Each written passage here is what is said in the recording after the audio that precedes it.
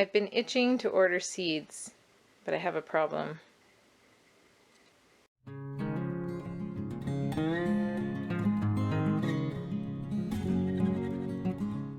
So I was ready to order seeds, but I thought I better look through my seeds first and see what we have before we go and order more seeds.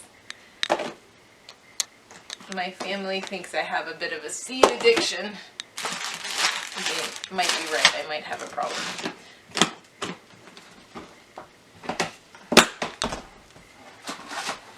So this was a little more organized, and it's kind of gotten disorganized. So it's time to go through and see what we got and see if there's really anything that we need to order.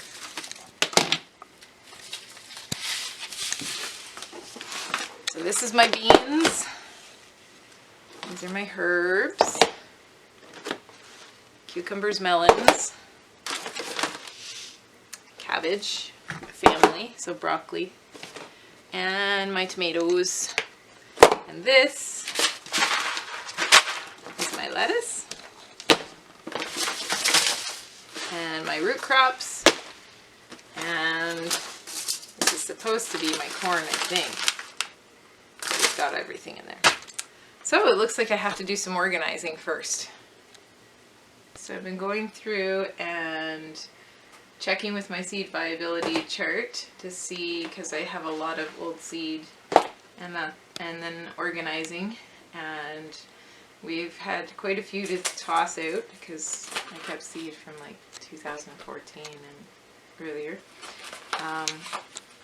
And then just going through and being honest with ourselves and saying, will I actually eat this? Do I actually like this kind of, say, cucumber? And then getting rid of the rest. So, or sharing it with friends. Anyway, so that's what we're doing now. I've tried a lot of tomatoes over the years, and I think I know which ones I like now. So I'm just going to get rid of any tomatoes that I don't like, that I've tried. For me, a tomato needs to not crack. We have issues with blossom end rot, so we can't have that as well. It can't have that tendency. And some of these are older. Delicious isn't this one? And so that's what we're doing.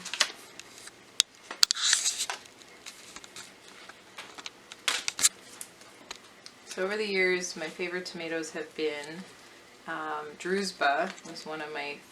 I liked Mortgage Lifter, had a great taste.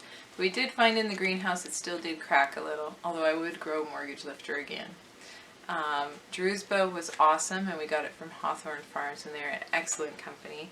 And I get it from them because I've seen other companies where the pictures showed cracking, and I never had cracking from Hawthorne Farms from their Drewsba. Until last year we tried to grow it in pots in the greenhouse, and it didn't like that, so I won't do that again. But I'm going to try to grow it again this year, I think, and just grow it in my raised beds.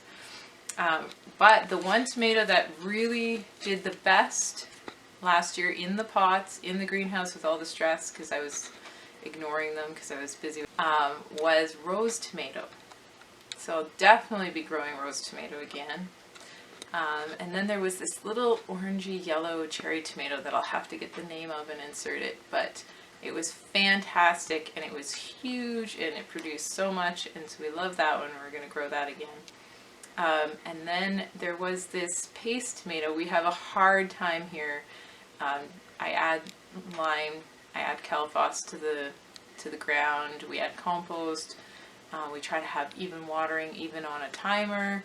And yet still, for some reason, we get blossom end rot on our Roma tomatoes. So last year in the garden, we had a volunteer Roma tomato from the previous year.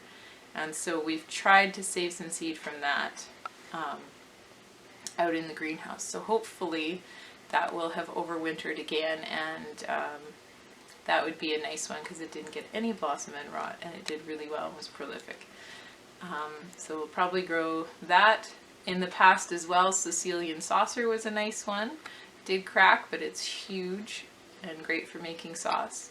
And basically our goal this year is to really only grow, I'm terrible at this because I love seeds, only grow what we're going to eat, which means that we're going to grow a lot of tomatoes because we eat a lot of tomatoes. And although I love ping tongue eggplant, I'm not going to grow it this year because we don't eat a lot of it. But if I could choose any eggplant, that would be the one that I would choose. Peppers, King of the North is one that we've been growing for years, and it does finish off okay in the greenhouse, but I find I only get 4 or 5 peppers per plant as opposed to using that space for a tomato. So my husband loves peppers, but I remember in the past we grew Marconi pepper, and I think we'll try that one again because it was a little more prolific, and see how that does. But basically just trying to grow grains again this year and see how they do, and just trying to grow the things that we're going to eat.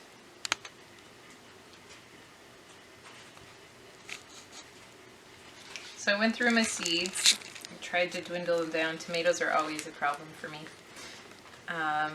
And I came across one I hadn't mentioned that I wanted to mention, and this one's going to be especially important for me again this year. Years ago I bought it and grew it years and years ago, and it's the size of like a little bit bigger than a cherry tomato, and I went out into the greenhouse and I tasted it and I was like, oh, this is terrible, why did I grow it? And then I brought it inside and I dried it because I didn't know what else to do with it. I dehydrated them because there was lots of them. And it was the best tomato I have ever tasted dried. And so it taught me that a lesson that I need to pay attention to labeling, because it is specifically for drying. So that tomato is Precipe Borghese. I hope I'm pronouncing that right. And this year, off-grid, once we went off-grid, I found that I couldn't dehydrate anymore, because we would dehydrate during the day and then at night it would run the batteries too low. And that was kind of discouraging because I used to dehydrate tomatoes and apples and pears and just fruit roll-ups, everything. And anyways, now we have new batteries and it looks like we're going to be able to start dehydrating again. So I definitely want to grow Precipe Borghese. Rose tomato is one I'm definitely going to grow. Eva Purple Ball I grow.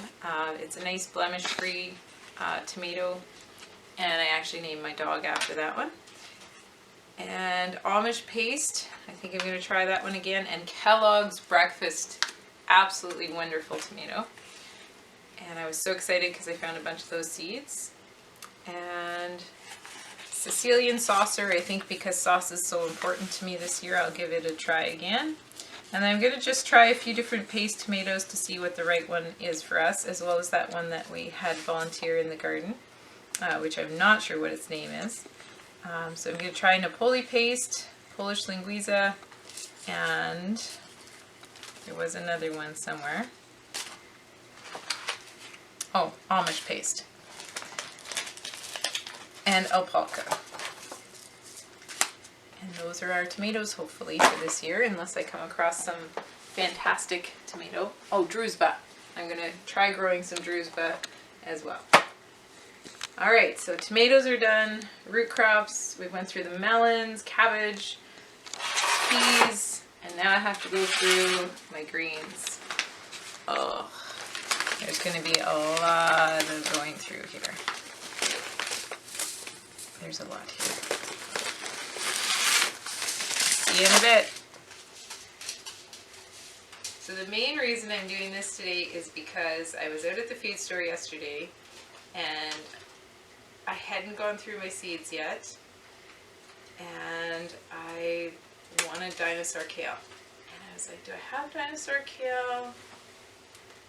I don't know, I'm going to get some anyways. And this is what happens to me every year. So I have 1, 2, 3, 4, 5, 6 packages from different companies of the same kale, or very similar kale. And I noticed that with a few of my lettuces and kales that are my must-haves. Scarlet kale. I love scarlet kale. It's beautiful, it tastes great, it gets sweeter as there's frost, but I have scarlet kale, scarlet kale, scarlet kale, scarlet kale, scarlet kale, and scarlet kale. And again, I picked one up yesterday. So I'm glad that I held back buying any more seeds. So winter density is one of my favorites. We noticed that it can handle the cold as well as go into the heat, and it doesn't seem to bolt very easily. It's a wonderful romaine lettuce for all seasons, so I always try to have some winter density. Larissa lettuce is one that grows well in low light conditions, so an unheated greenhouse during the winter time, or if you are trying to grow indoors during the winter time when you don't have a lot of light. It's a good one. It will bolt as soon as it gets more sun. Other favorites, I like the romaines or the leaf lettuces. Amish deer tongue is an excellent, really soft and tender lettuce. It's sweet if grown in the right season, but as soon as it warms up, it goes bitter. So that's one for spring and definitely not summer. I tend to not like dwarf kales because I find that the short kales get a lot of dirt on them, and especially if it's a curly kale, like a dwarf curly kale. I like the taller ones, so I like Nash's. Also, I like the scarlet kale, as I mentioned. I also like Red Russian. I never thought I would, for years I didn't buy Red Russian. I knew it was cold hardy and it didn't appeal to me. And then Kendra, a friend of mine, grew some and gave me some. And I have to say that I grew it last year and I absolutely loved it as a salad kale, as a baby kale. It was okay when it was bigger, but smaller, it was just perfect little kale to add to salads, and it was like melt in your mouth kale, not tough and chewy. My favorite Swiss chard, and I think the only one I'm going to grow anymore, well, I shouldn't say the only one, I'm going to try another variety that's supposed to be tender by Hawthorne Seeds.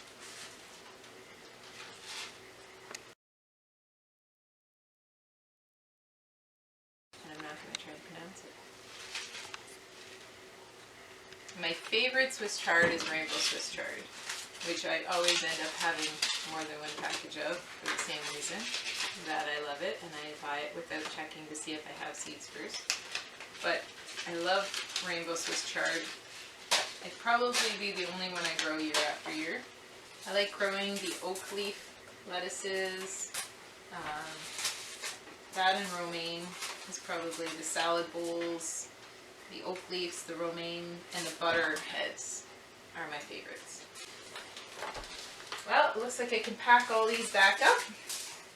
I've gone through these. Looks like we're going to be planting a lot of lettuce because I got to use up a lot of the seed.